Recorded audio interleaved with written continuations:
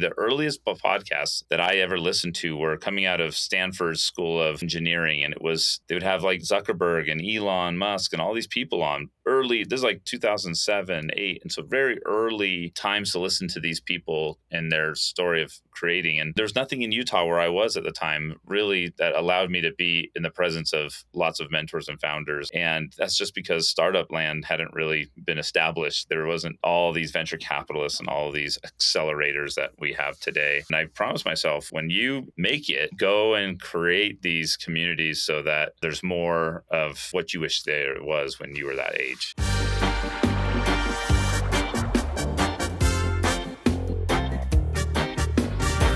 Welcome to Find Your Freedom, the best entrepreneurship podcast. Be sure to check out all the tools and tips for aspiring entrepreneurs at findyourfreedompod.com. Yo. Welcome, Scott. We've been so excited to have you on today. Hello. Nice to meet you again in virtual format. Welcome, Scott. I just want to say again, we love the mustache. We're so excited with, what you're going to be able to bring and deliver today. So let's jump right in. Yes. So Scott and I actually met in Mexico a few months back at a buddy's birthday party, and Scott and his wife, Nat, just left a huge impression on me and my wife. And when I left there, I said, you know what? Scott's story was so incredible. I think that we would really benefit our listeners by getting him on the pod and providing his insight. So Scott, can you just give us a quick sort of snapshot of where you are now and what you're doing right now? Yeah. Today, my time is broken up into two main work categories, and it's about a 70-30.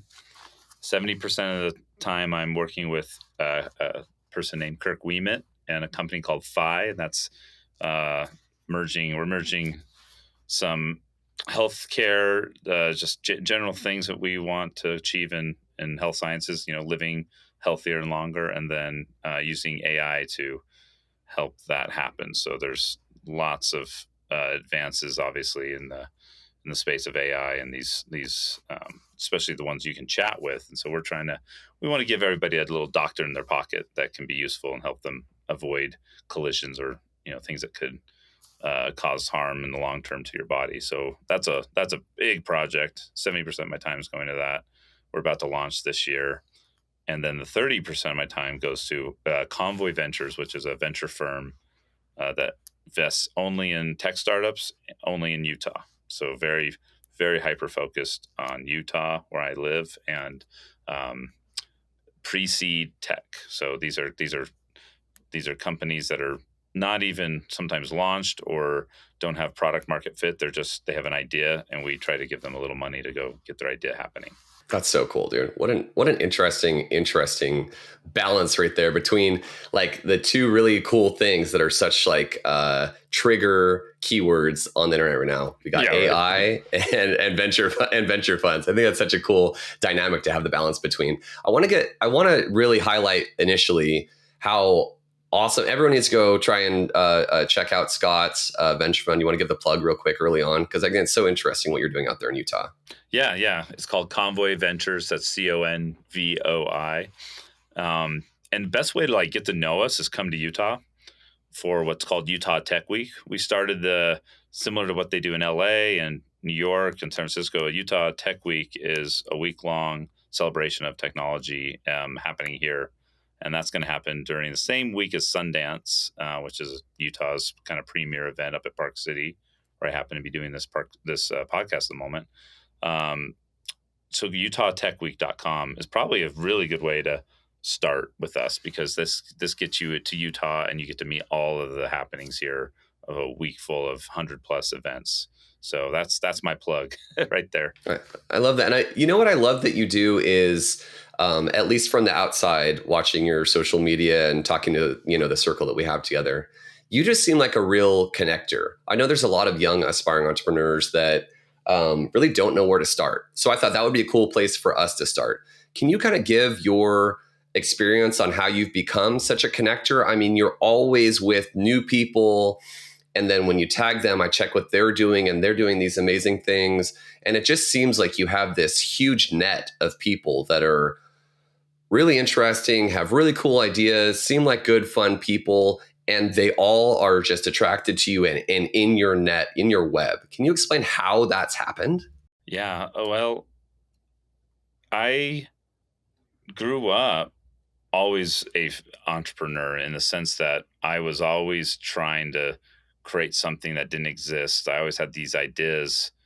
And in the 90s, when I'm growing up as a teenager, and even early 2000s, I didn't have any mentors really. Like my dad was an entrepreneur, but very much traditional. Like he did a lot of stuff in like real estate and finance. And I always had this premonition that when I figured it out or made it, that I was gonna not be conservative with my network. Like I always wanted more mentors or wanted to hear stories. I would get on podcasts. Honestly, the earliest podcasts that I ever listened to were coming out of Stanford's School of like engineering, and they would have like Zuckerberg and Elon Musk and all these people on early. This is like 2007, 8, and so very Wow.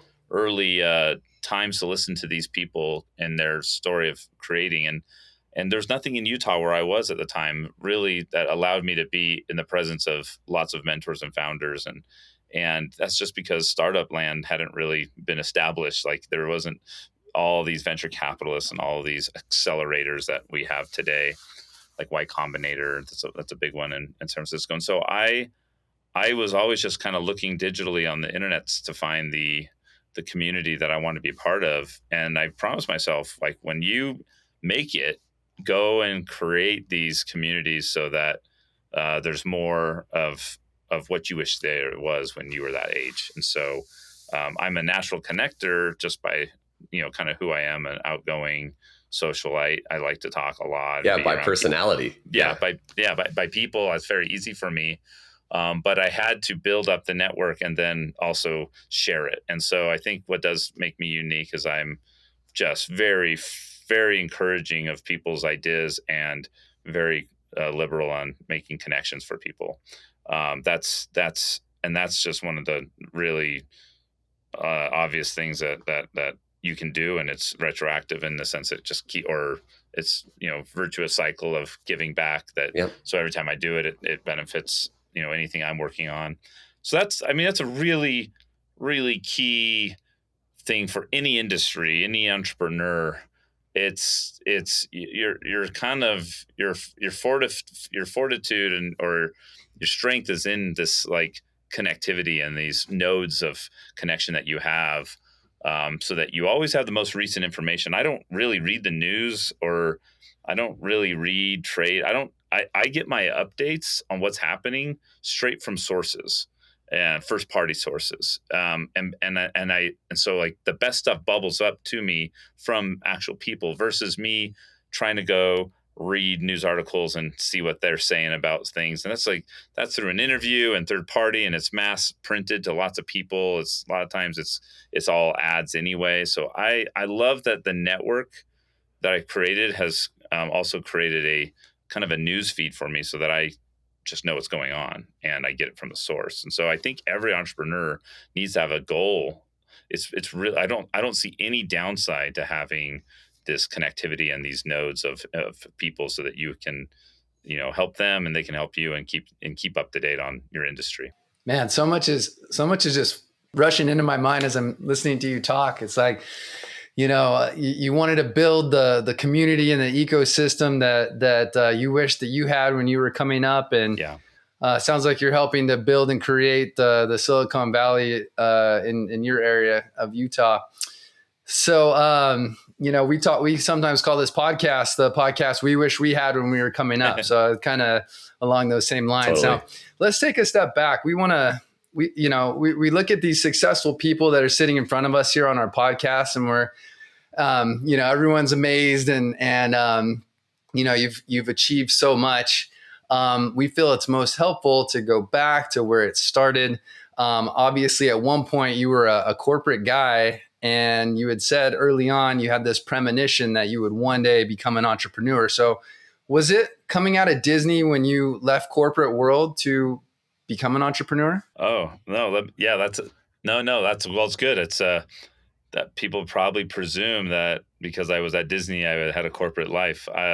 Disney acquired one of my startups. So I actually ended up in the corporate world through a small startup, and that was through an acquisition. Yes. So Disney was the only time that I ever had a real job.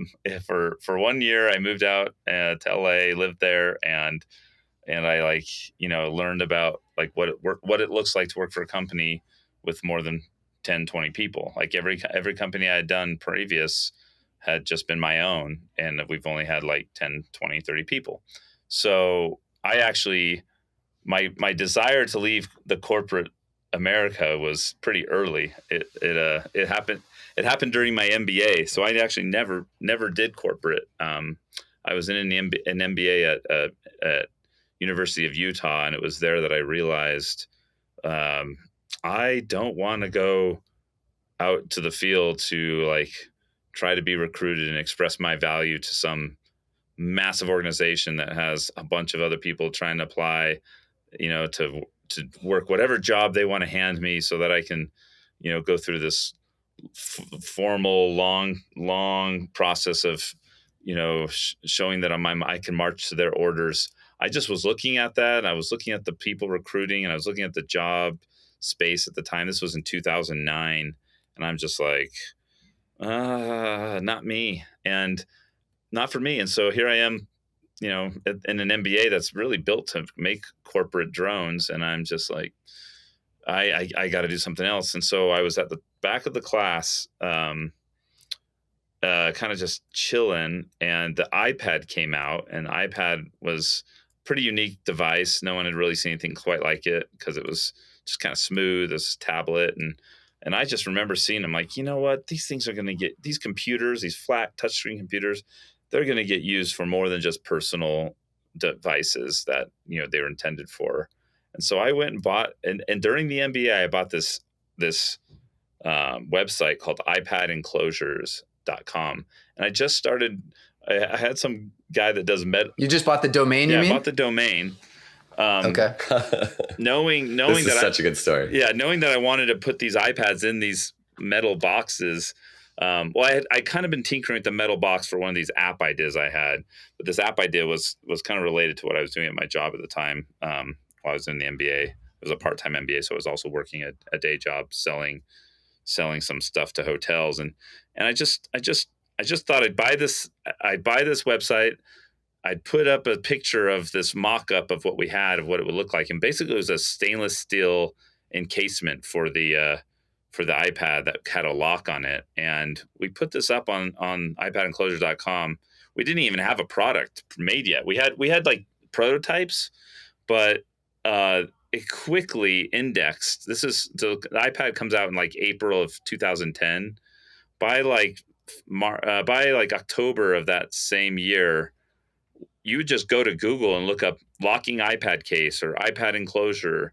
And Google just gave me all this free traffic. And so I had to go make a bunch of these iPad cases, and it never stopped. It never stopped. Product market fit happened immediately, meaning we got indexed, and I had to go make a lot of cases, and a lot of big businesses were trying these out for kiosks, for medical use, for surveys, for any point of sale. We helped Square make their first point of sale enclosure that they were using at like the coffee shops. I mean, it was just everywhere. Wow. So here I am, just a student trying to like figure out if I'm going the corporate world or not. And by the end of my MBA in 2011, I had hired several people in the MBA program and had a successful company that was doing millions of dollars a year in product. And I have to say it was pretty accidental, but that's the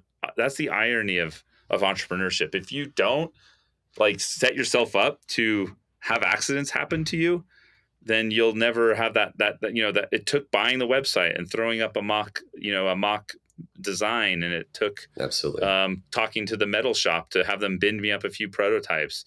Someone's got to take those actions for the accidents to happen. I think they call that increasing your surface area for serendipity. Yeah, that's exactly the same exact thing. And so I'm just the product of like, I'm really good at laying out serendipity in the minefields. Like I put a lot of little chances for serendipity to hit. And so that's a skill I have. It's not like a really technical skill. It's just one of my weird skills that I developed, that I have a lot of serendipity happen because I'm just swinging the bat, just kind of like a piñata with the, with the blindfolds on, and I'm swinging, and you know what? Eventually you hit that thing and candy falls out, right? I love that. I love that visual right there. So what do you think? Wait, Doug, I got to pause right there. Scott just hit such a home run on his first story, because I feel like so much of our audience is sitting in class or just out of college, literally thinking what Scott was just thinking, like, oh my God, I have to go apply for corporate jobs now. The world, this sucks. I don't want to do this. That's not who I want to be. That's not the road I want to take. Scott, literally, like, that's a big portion of our audience right there. People doing that. So I just want to make sure that it's appropriately brought home what Scott was just saying. If you really have that feeling, take action on it. The more balls you throw up in the air, the more you extend your serendipity, your chances, by putting chances out there, by taking a little action on things. But that's the number one thing. You have to actually take action. Oh, I have this idea about this iPad case. How many people probably had that fucking idea? There were many. I was talking to them and they didn't take the action. Yes. Yeah, I know. And Scott did something about it. So that is what I really want to bring home from that first story. It's such an important piece of the success. Oh, how come Scott's so fucking lucky that he, had this home run out of the bat while he's still in school? Well, he's so lucky because he took action. He had a cool idea. He put himself in a position to be thinking about, like, oh, what's new? Oh, iPad's new. I wonder what they're going to use it for. Yeah. Like, all of those pieces is action and putting yourself in the right position. And that's you making this huge plate of serendipity for whatever high power you believe in, to flip a quarter, to land on it, to make you, have success. That's awesome. I think one other big takeaway to highlight here too is, a lot of people, I think, especially students, are sitting there going, I'd love to start a business, but I don't have any money to start a business, or I don't have the contacts to start a business. How much did it cost you to buy that domain? Yeah, it was, I think it was $12 on GoDaddy at the time. And then I had to pay a little bit to get the design of the website created, but it was money I had. It wasn't like I was willing to take those chances. And by the way, I had been risking for the last 2 years trying to get a drone business off the ground. So like I remember I'm swinging, right? And so like, it's not like I just hit with my first one. I had been trying with other things for the prior 2 years. So it's not like I was getting unlucky for a while there before the luck hit. But all that people see and hear is that, oh, he had this idea and it immediately took off. Like, they don't understand how many swings you took before that and how many swings you've taken after that were strikeouts, but massive lessons learned from each strikeout. There are people, you'll meet people who swing and hit. You'll meet these guys with batting average, and girls that just, their first idea, they sew something together and they've got a brand. That happens, right? That's just not, you're not talking to one of them right now. You're talking to the blindfolded guy with the stick hitting the piñata. I don't know. Doug might be one of those. Doug had one business idea. He went out and it just has grown and grown. And so maybe we got. Well, I think the real estate field's a bit different, but I think it's important for people that are either in undergrad or in graduate school.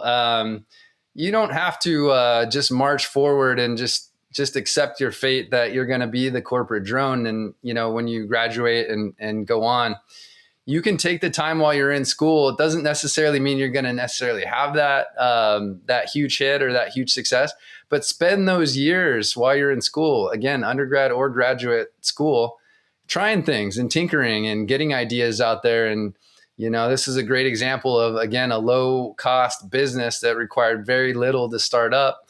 And it ended up hitting after it's what sounds like a few failures that you tried out before that. Yeah. So the business started. So you kind of glossed over that this business started making millions of dollars. So you put it up. It got boosted by Google, he said, and you were pretty lucky to be able to ride that wave, and the timing was really good there. So what were some of the things you're a first time business owner at that point, right? And so you're having to kind of figure it out on the fly, hire people. You said you're hiring classmates that are in school with you. What were those first 6 months like with this new product, getting it off the ground, seeing this crazy success and saying, how am I going to stay on top of all this as a new business owner? Yeah, it was the first 6 months I was still in school. I had not hired a soul. And so I'm doing it basically through contract work. I'm making a run. I have two young girls that are on the floor, like our kindergarten learned how to count doing these, putting the stuff into the packs of the boxes. Like she literally was helping my wife, Natalie, to assemble. So we had an assembly line inside our townhome. And then we'd go every day. I remember going to UPS, FedEx, and USPS. And I had no time to like figure out how to better do it. It was just like every day the calls would come in. They would come from all over the world. Our first shipment was actually to Australia for like a series of hot dog stands that needed the iPad. And then Dubai, Virgin Mobile in Dubai needed these things. So I'm up all night talking internationally, up early in the morning talking to Europe. It's like these were going all over. You don't understand how popular the iPad was for these business applications because it was a affordable kind of cool multimedia, touchscreen that was pretty new to the scene.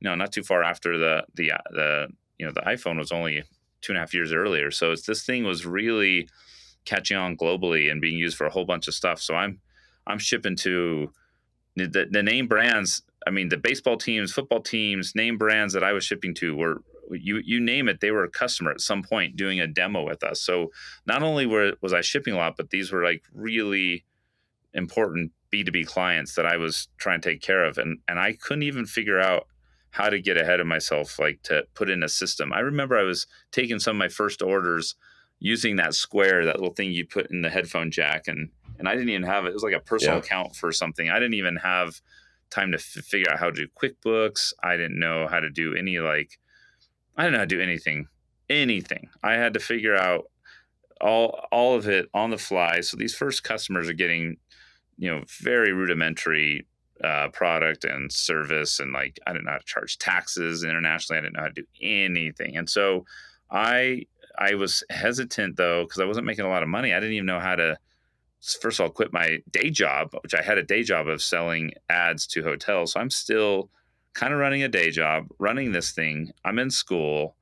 I'm a dad to a baby and a 4-year-old, 5-year-old, I think at the time. So it's just like, this was not, these are the moments where most entrepreneurs will probably have attrition, right? You were just like, I should have done the corporate job. I should have done the taken the 80,000 a year, starting package at, this place or whatever thing you want to do. Like there was many easier ways than what I was doing. And at any time, had I talked to someone, they probably would say like, yeah, you probably shouldn't like keep going. But the clients were so name worthy. I'm like, there's got to be something here if I'm dealing with all these name brands. And so I just kept going. And I finally at the end started talking to people, and I needed operations. And I remember the first day I hired a sales guy. I gave him my phone and I just said, you now are phone. Like anybody calling, I need you to take care of. I can't do the phones anymore. I can't do the calls. So I had a salesperson and quickly two, and then operations was the most important first hire, was someone to figure out finance, like taxes, how to actually ship these things, find a 3PL, a place we could, assemble and get it out of my house, get it out of the garage. And I mean, your daughter and your wife were doing a really good job, but it was time to. they were doing an all right job, but it was we have pictures of this time, but there was just metal casings, all over, all just kind of all throughout the house. People would come and visit, and it looked like we were running some illicit operation in there of like, who knows what all this raw metal was for and stuff. It was pretty funny. Yeah, we had such a similar start with Supergenics when we were first bottling up our first Supergenics. I remember the friend that we had do it had a dog, and we would sometimes like order some to our house to just check and make sure that it was good quality. And there'd be like a couple pieces of dog hair on the box, on the label, on the box. inside the bag. And I was just like, oh man, we got to grow. We got to get to the next level because we can't have this dog hair on our stuff. But that's the way that it starts. And I think it's really critical for the audience to understand, like, it doesn't start with a nice corporate office typically. It starts in your house. And another thing I like that I don't want to just gloss over again is you still had another job, which is another cool thing, that if you do it as a side gig, it's also less risk, right? So you had a main gig, a 9 to 5, you're doing this on the side. Then once you have enough growth, then you can kind of say, okay, I don't want this 9 to 5 anymore. I know this bad boy's got some momentum and I want to do it. So those are two important pieces I think that are critical for the audience to understand. It doesn't just like, oh, the idea worked and now I have this big corporate office. There's a lot between that. There are some people who get VC capital and they go spend it and they go from idea to a nice office, and that always worries me. We don't like to see that as a venture capitalist. We're just like, right. We like it when they keep it, small and don't think they need that stuff. That stuff kind of just ruins your vibe, and you don't need that right off the bat. And it's burn cash pretty quick. You burn fast. I see a day job as a mandatory. I think that's your first investor. Your day job is your seed capital. I lived in a way at this moment in my life. This is in 2010, 11.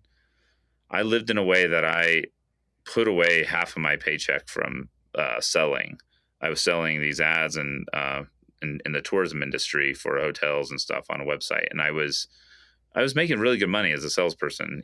At the time I'm 20 something, and I was putting away and close to 100K in sales. And so I knew that I wanted to be an entrepreneur. And so I would put 40K a year away if I could, in any given year, so that I could buy my freedom in the future, so that I had enough money to be jobless while I did an entrepreneurial venture. And so I see your main job, like whatever you're doing, as your best, like, that's your seed capital, and you want to push really hard and really excel at whatever job you're doing. First of all, the jobs are a great place to learn what to do and what not to do. You watch your CEO, your boss, or whoever, and see where they're how you want to do things or not do things. But like, excel, get as much money as you can at that job, and buy yourself a year of freedom. If you can do 2 years, get 2 years, because this thing ain't going to be most of the time. It didn't even happen. I didn't even pay myself, even at this own job, we're making millions of dollars. I didn't pay myself more than 75K. Even at the very last year before we sold it, I had never made really any cash at the company. All the upside was when the company bought it. And then I had an exit that was like, okay, that's what I was working for all this time. All those days that I didn't feel like I had any money, I was being paid. It was just it was in a future event. Yeah. And I love that. So you just really want to maximize that day job and the corporate gig or whatever you're doing, sales and buy yourself that time to create your startup so that you can go all in on it and not have to be side hustling all the time. We as a venture company now, I'm on the other side. We don't invest in people who don't. We really, like, when you're going to take money from someone or something like that, you need to be full time, and so you need to have already made that jump. We don't like to invest in side hustles. They all have started as side hustles, but right. You really need to buy that time to go all in on your idea and have that focus on what you're doing. So I did that. I made sure I had 2 years of runway, and then I jumped ship. And it was actually the call from Walmart. They're like, we want an iPad enclosure on every end cap. So anytime they're in an aisle, they were going to have a product lookup at all of their stores. And it was a dumb reason to quit my day job, but when I got that call, I'm like, I'm gonna be a billionaire. See ya, yes. Boss. I'm out of here. And that gig never happened. I never did a deal with Walmart at all. Pre-purchase order. yeah. I didn't do anything with them, but it was enough. It was enough like guts for me to go in and say, guys, I love working for you. I got to go do this thing. Walmart wants my business, and it was like, I got a little cocky, but it was the right time. It was the right time. Even though Walmart didn't come through, a gig right behind them came through that was for all the hotels down in Vegas, and it was great. So it's like it was the right time to quit, and it took a little encouragement from the other, the momentum of my startup to help me say goodbye to my bosses. And I love my boss, and he was great. And I love that company. So it wasn't easy. I love the insurance. I love the car they gave me. all that's gone. The second you're working for yourself, goodbye insurance, goodbye free car, goodbye spin card, goodbye salary. Yeah, that's another hugely important insight that you're giving, is that the corporate does provide those securities for you. So you have to take that into account when you are ready to step off. And it's funny how we have so many lessons that are just repeated over and over by these successful entrepreneurs. And they're like small things that you wouldn't even think that would come up. But this is probably the 12th or 15th time that an entrepreneur has. And you said it just really quickly, but I caught it because it's just like, yeah, we were living very frugally so that I could put more money away so that I could have this opportunity when it came. Yep. And you said it so quickly. I just want to make sure everyone's like, that is what so many people say. You don't start by making money and spending a lot of money. You start out in a real frugal lifestyle so that you can start stacking some money, as a cushion, because you already had children. So you needed to make sure that you had a cushion to protect your family, but also so you have some money saved away. That's such a critical piece of the story, I think. Yeah. And you can't have enough. I mean, you can't save enough, because it's going to be a journey to get to parity of where you were and the security of a corporate job. I always viewed that as like the ultimate goal. I was like, man, if I could just make as much money working for myself with my own business as I'm making working for somebody else's business, that will be the day. That was like the huge goal. And it's funny, like a couple of years later, you get there and then your goal moves, and then your goal moves, and your goal moves. We call them the moving goalposts. But yeah, that's like a big goal and a big moment, when you finally hit that income level that you had when you were back working in corporate. Hey Scott, you've just killed it with these stories already that are very specific and very actionable insights for the listeners. Now I want to go a little bit more macro. Okay. Can you talk a little bit more? You're a 4-time founder now. One of your companies acquired by Disney. Now you run a venture firm. I want to go a little more macro. Can you talk a little bit more just about that journey of now founding so many businesses and supporting so many founders? Yeah. The reason I'm even in venture is so after I did iPad Enclosures, it was, I got a piece of certified mail that said, we want to buy your company. It was a company up in Seattle or Oregon or something. And I'm like, I had no attachment to iPad Enclosures. It's like, right. You want my baby? You have my baby's your baby. You tell me that any decent number, this kid's going up for adoption. I do not have, I'm not hanging on. I just didn't have, the attachment to that idea. That was in the world of startups, it was like a lifestyle business. Plus it was kind of it was an arbitrage opportunity. It was like in the wake of Apple's thing. It's just like, wow, yeah. I wasn't solving a world problem. I wasn't going after a hard thing that I now like to be faced with. Like, so when someone wanted to buy that, it was good. Sayonara, goodbye. So sold that to the first person that looked to buy it, and it was a decent amount of number. It was life changing. It was a number that in the exit world, it's a base hit, but for where I was at, it changed my life. I think my life forever. Yeah. And so, but I was a busy little boy, and so I had already started up another company before that one sold, and that was a social media app that was kind of like Instagram, and it was very hard for us to monetize, but we learned how to use influencers to do marketing with.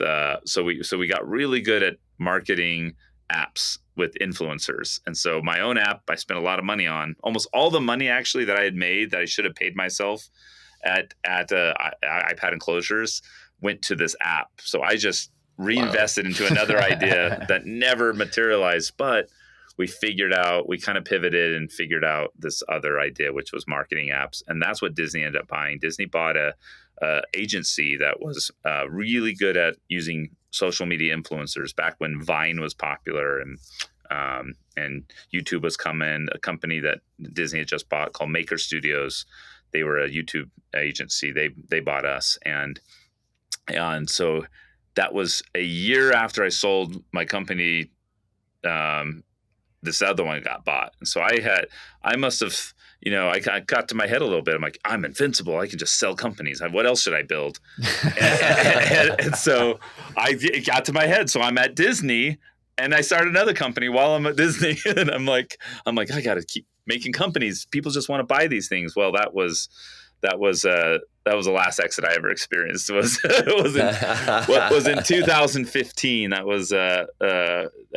was when I moved out to LA. Got to be a part of that company, and you have this thing called an earnout. Once you sell a company, you often negotiate some form of payment over time. And so I was there for 2 years and trying to reach certain goals. But in the meantime, I'm ADHD. I had to make another company or 2 or 3.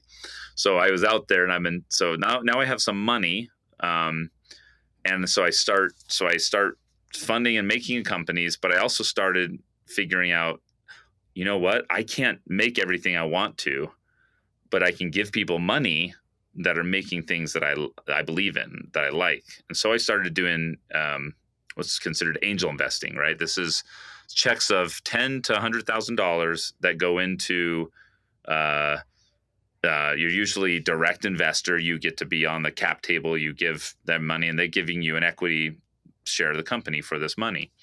And so I just started writing checks. I wrote checks to these media companies, to software companies, all people I knew out there in LA.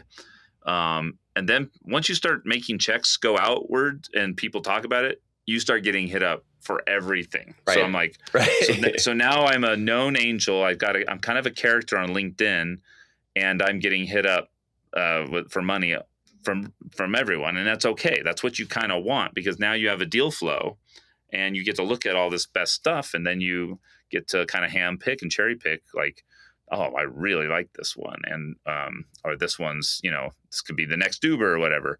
But meanwhile, I'm also running my own company. It was called at the time Wooly, Woolly, and this was like the first time I had a tech co-founder, and I took venture capital. I took $1 million, so I didn't even have to risk my own money.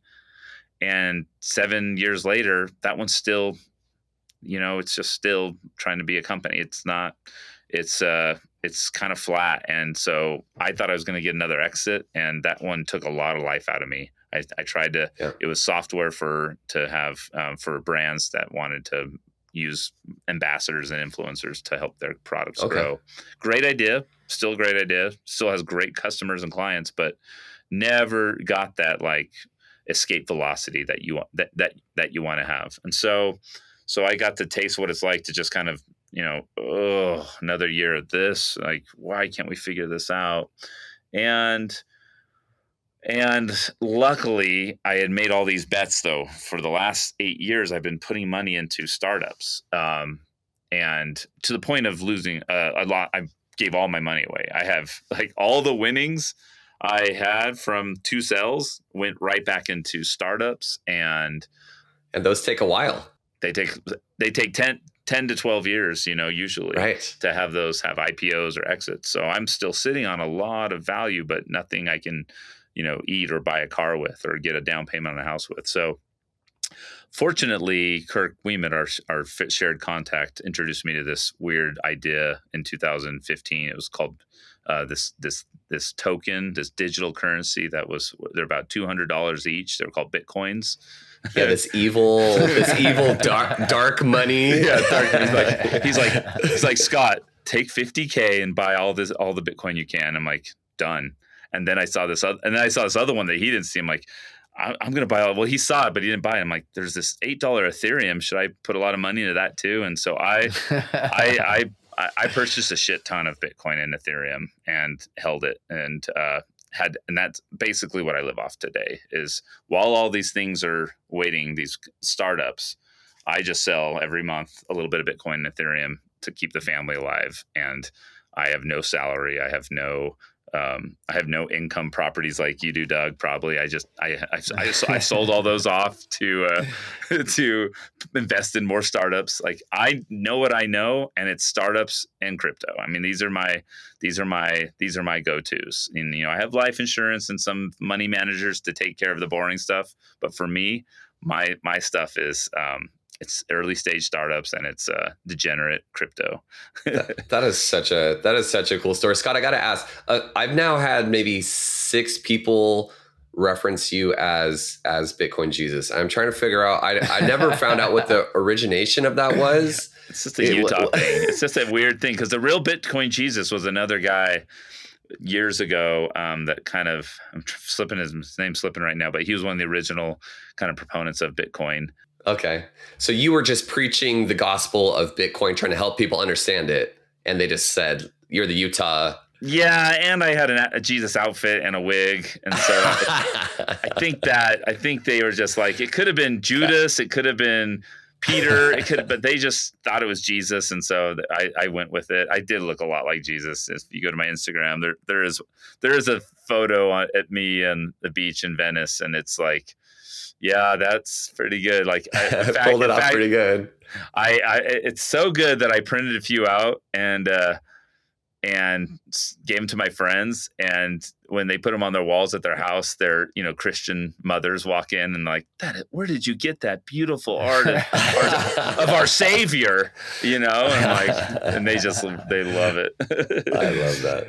Oh, that's great, man. What a fun walk down memory lane to think about a time when Bitcoin was, what did you say, $200? Yeah, it was 200 or $20. $220 at this and one point. Ethereum was $8. Man, fun times. Right, Jonathan? Yeah, totally. We all wish that we would have gotten it a little bit early. Scott, I got to ask, with all this experience with all these entrepreneurs now, one thing kind of just being macro, is there like a certain lesson, a certain foundational tip that you say, this is what I look for in entrepreneurs, in founders, or here's something that I need to tell all of them to help them increase their odds of success? Yeah, it seems like I should have that answer for these guys right now. No, no, I think sometimes it really is just like perseverance and, a story. There's nothing. Here's the thing. I'm pretty good at knowing, and it's like, it's hard to be straight up with people, but I look at 100 decks a month, or our firm does, and you just kind of know, you just kind of feel it. You just like, these guys shouldn't be doing this.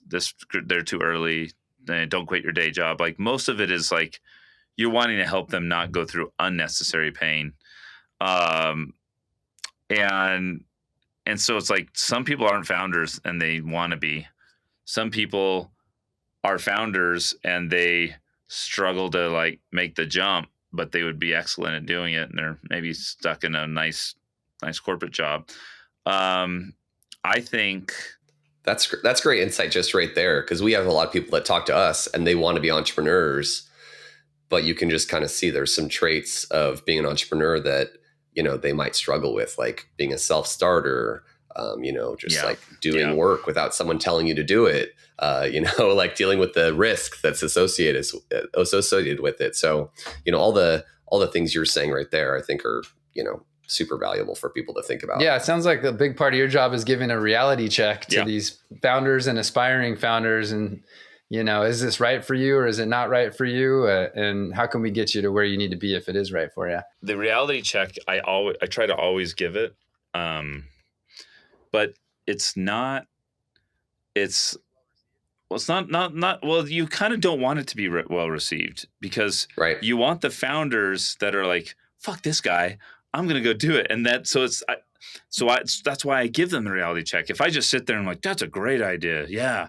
I do get really excited about their ideas, but because most ideas are actually really good ideas if they're executed. So like every idea people teach me, I'm like, I can see that. And if I don't see it, I'll tell them like, yeah, I don't think that market's worth going after. That's not going to get funding. That's too small. But here's what I do tell people. I often talk about the app experience is the most pertinent, and the reason is if I didn't go and take risk and try to build that app that ended up not figuring out any monetization, I wouldn't have figured out. Me and my partner would not have figured out the influencer marketing side thing. Yeah, that was another cool insight that you had that you kind of went real quick over. That you had an idea, you started it, you were pumping money into it, and then it was a kind of a hard pivot that really got you to get that exit. It was a $250K like lesson that I had to spend to go find the nugget, and that became something very different. And so that one, so people pitch me often apps because here in Utah, there's only a few successful apps that have ever come out. And one Scan that Kirk did with his app that sold to Snapchat. One's Paul Main's app. It's called Day One. And there's, maybe 2 or 3 other. InstaSize is this photo editing one. I know those guys. And so there's not a lot of people. When people want to do an iPhone app or an app idea, that's the hardest to hear because it's like you are up against virtually nobody has had any success in Utah with these.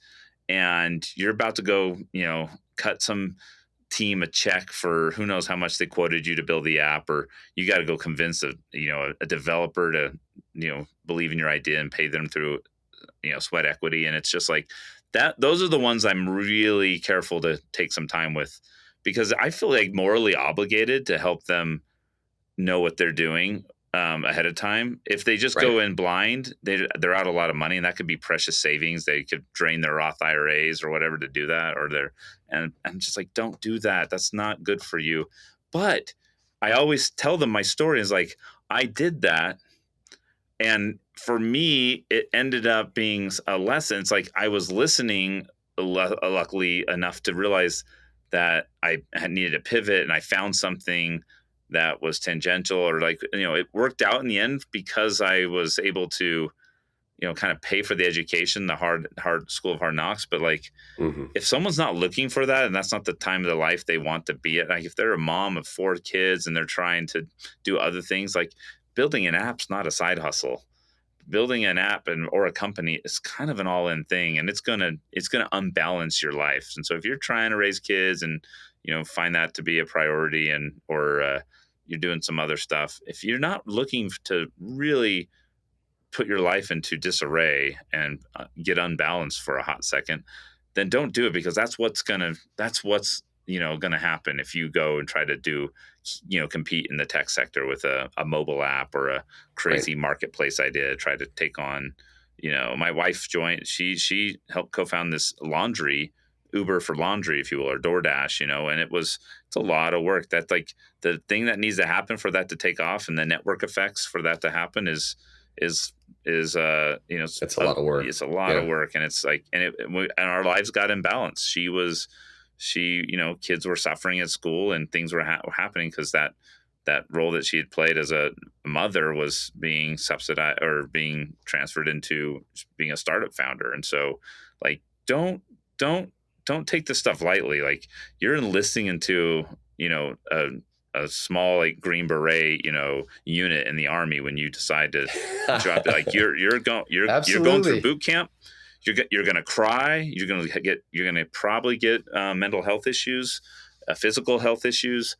And that's just kind of the nature of that game, because there's not many people that get into this and can keep their balance. We don't know. We talk about this all the time as a VC. We try to look at people trying to do it all balanced and I'm going to keep my family and my church stuff and all this. I'm like, you're not for us. We want the lunatics. We want the lunatics. The lunatics. Bring on the lunatics. Yeah, yes. No, it's so clear that your role as a VC is so much more than writing a check, cutting a check. I mean, you're really giving them the reality check and making sure that they're cut out for what they're about to embark on. So as I'm listening to you talk, I mean, it's clear you're outside the box thinker. And you've clearly, like you said, you've gone through the school of hard knocks. What do you now consider as your superpower in business? And I'd like for you to try to answer that in a way that will be helpful for the audience listening. Like, what can people kind of key in on that they can identify as a skill that they can try to start building and developing towards their own success? Well, I've only discovered my gift in the last 3 months. Well, I figured out what it was really distinctly, and so I'll talk about it here. And this is all new content I haven't ever talked about this on a podcast. Exclusive content. This is here we exclusive. Go. Hot take. All right, here we go. I have one of these crazy abilities to believe in someone more than they believe in themselves. And so like I've watched, so I'm actually not as great as a single founder as I am as a co-founder. And the role I play as a co-founder or your supporter or your investor is there's a chance that I believe in what you're doing even more than you do. And so you've got to have, I find people that I know are capable, have massive vision, but their idea is almost so crazy and so big that it's easy to start doubting what you're about to go do. And I'm probably the best co-founder or coach, not even coach, but just believer. And I'm really strategic. So I've been through the school. I've been in startup prison, whatever you want to call it. I've done my time. So not only does my belief come with, it's not just wide-eyed, like, I'm your biggest fan. I actually have the background to know my belief comes with a lot of studying, a lot of seeing, I see a lot of things. I can't put all my belief in everything. And so when I apply my belief to you or to your idea or to whatever you're doing, it's a supercharge for that person, because this is a game of humans. This isn't a game of, we're not playing business. Like, business happens eventually when you're really big and it scales. But the very small, very beginning, it is a game of just personality and individuals. And so you need psychology, perseverance. It's all a game. It's like sport. Honestly, it's a sport. And there are people in the game of startups and sports and entrepreneurship. They're athletes. They're your Steph Currys. They're your Tom Brady's of this game. And my goal has been, I didn't realize it was a goal, but I searched far and wide to find the best athletes in Startupville and in this space and venture. And then I want to get to know what they're doing, what's their belief, what's their vision. And so I am just trying to, align, all I'm looking for is people with the massive vision and a lot of, skill in the thing that they're going after. And that's where I'll apply my belief. So I'm a supporting character. Actually, I'm not a main character. And I don't have any problem with that. Like, I'm super happy a lot of my friends think I'm like a Merlin or something. I'm like this crazy, I come around with my wigs and my garbs and I like act like I'm just doing magic tricks and don't know what's going on, but I'm very strategic. I'm watching and befriending everyone. I'm watching what's going on in the kingdom. And my gift is to believe in King Arthur and get him to pull that thing out of the stone. And I'm really good at it. And I think this belief will end in resulting in some of the best companies, if not the best company to ever come out of Utah, and over the next 10, 20 years. And that's part of that belief. I believe that very, very strongly. And when the people I'm around know I have that much belief, it gives them belief points. They tend to keep at higher energy levels, and they can see themselves in the future, because I can paint that picture of what the future is going to be and how we're going to solve certain things. So that's my super. I don't know how to relate that. I don't know how to relate that to your audience in a like a what they can do right now, because it's taken me a long time to, first of all, get the skills and like the street cred to be able to see talented entrepreneurs, and then on top of that, realize that my gift is finding them and then believing, and then giving them encouragement, and just being there for them and being that sounding board. So that's a 20-year, for me, that was 20 years of of hard knocks to kind of arrive where I have in the last 3-4 months.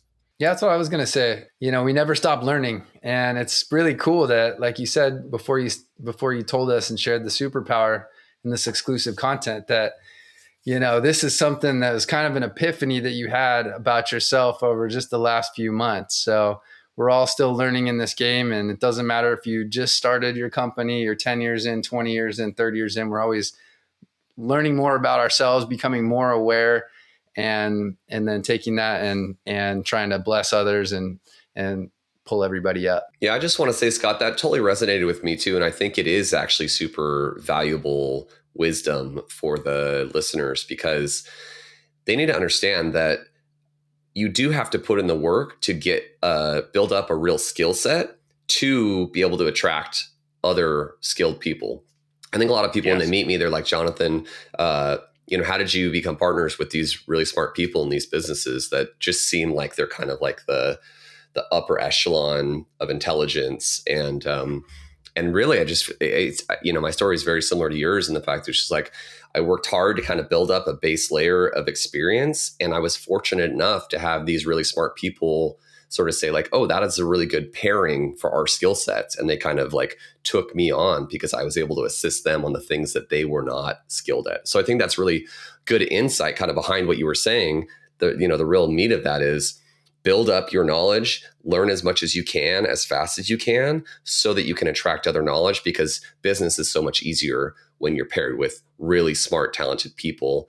And you want to be able to reciprocate for them. So that's what I got really out of that. And I thought it was super, super valuable. It's hard to shortcut like the hard knocks. Like you can't, like a lot of it's just a time in, time out. So Malcolm Gladwell's, 10,000 hours.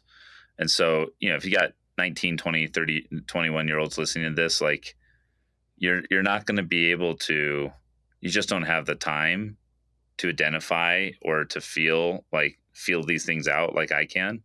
But there's going to be some people out there who are more naturally adapt to like see raw talent or see ideas, have a future vision. And so like what I could say to someone that's newer to this is like, really go find the key people that are in your sphere of influence or someone you can talk to. Don't try to like get on Gary V's, whatever. Like that's just like, he's got 1 billion people trying to, compete for his time. Go find a little bit of maybe an unsung hero, someone who's just kind of flying under the radar, but maybe very, very good at something they do, whether that just is like, in developing products, or if they're really good at just AI coding, who knows what they're doing, or they're just really good at putting on events. One of my partners was the best at events in Utah. He's so good at events and so good at meeting people and networking. And he's my partner at the VC. And so we have a superpower in that we are the best event organizers in Utah. And we also happen to have a VC. And so guess what, how much we have so much more value when we give a company money, because we're not just money. We're like the most connected people in the state. So you get money and a Rolodex, which is just awesome for these people. And so I would just if you're starting out, find someone that you would want to be mentored for, someone that you could follow around for a bit, offer them $2,000 to like follow them around for a month, or literally say, I'll be your driver. Can I drive you for the month of March? Just everywhere you want to go, I'll be there in the morning, and I'm just going to, and just to have the time to see where he or she goes during that month. And then that little bits of time you get to talk to them. That would be like one of the coolest flexes you could do in your youth and stuff. And I had a guy literally came up and he detailed my cars just to have time to talk to me for free. He's like, hey, I'm coming to your house. I want to detail your Tesla. And he didn't even want to talk. He didn't even ask to talk to me, but I sat out there with them and like, what you're doing is pretty cool. And I see what you're doing here. And I think it's smart. And let me tell you some other people that you could detail their cars. And he went the rounds with all the CEOs in Park City and stuff. It's just brilliant little hacks like that who can help you kind of time warp, or speed up the process of learning some of the stuff that I've had to learn over 20 years. And so I just get access to the minds that you want to be influenced by and find ways to be in their vicinity without being obnoxious, be of service. What a really good piece of advice. I love that, Scott. All right, we'll finish on this last question that we ask all of our guests. How would you define entrepreneurship? For me, if you're doing anything that you can do where you, I don't care what it is, but you're providing for yourself some resources and you answer to basically only the U.S. government at that point, like on taxes. That would be the only. That's like the only. Like it's pure freedom when you're doing entrepreneurship the right way. You should have complete control of your life. No, there's no one else that can tell you where you're going or what you're doing or what plane ticket to buy to go where at what time. It's like it's your labor hours are in your control. That's people have different situations with family and different obligations that might have take from their freedom. But when entrepreneurs, as it comes to accumulating resources, entrepreneurship is the act of accumulating resources without anybody telling you how to do that. And I've been living that life for about 12 years and I'm out of touch actually, in the sense that I sometimes forget what it would be like to have someone over my time or have to feel that angst of I got to be somewhere for somebody to trade in my labor for their money. And I'm just like, I don't like that exchange. Never did. I think everyone has to do it for a period of time. But as soon as possible, if you have the talents and skills, you want to be able to create resources with your own labor and not have that be exchanged with a boss or a proprietor or something like that. I don't like that idea at all.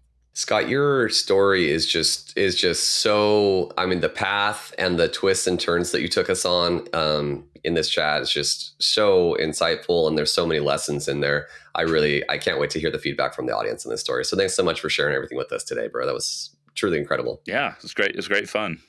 Thank you guys. Good to meet you, Doug. It's good to see you again, Jonathan. All right. Thanks, guy. Be sure to check out all the tools and tips for aspiring entrepreneurs at findyourfreedompod.com.